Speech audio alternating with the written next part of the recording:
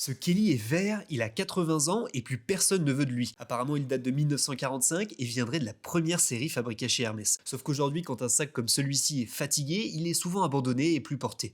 Donc si vous aimez le vintage et que vous avez quelques sacs de famille oubliés, eh bien on va vous montrer avec Stéphanie et ses 25 ans d'expérience chez Hermès comment raviver un cuir. Et puis, c'est vrai que je vous ai pas précisé, mais le but ici c'est que ce Kelly se fasse à nouveau adopter, puisque c'est un professionnel qui nous l'a confié. Donc ici, on effectue quelques coutures pour renforcer, des formations professionnelles, mais on ne veut pas de mauvaises surprises.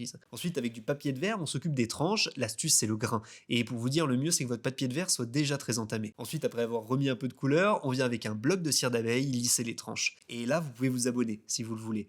Puis maintenant, le travail de couleur commence, il faut faire le bon mélange pour respecter la teinte et donner de la profondeur. C'est aussi ça qui est beau sur les sacs vintage. Et en parlant du cuir, s'il dure aussi longtemps, c'est que la qualité n'y est pas pour rien, puisqu'un bon cuir s'entretient très bien. Et d'ailleurs, ce que vous voyez là, c'est une crème nourrissante qui, à l'aide d'huile naturelle, va permettre au cuir de garder sa souplesse. En tout cas, si vous avez des sacs Hermès vintage à raviver, je vous mets le lien de Stéphanie sous notre profil.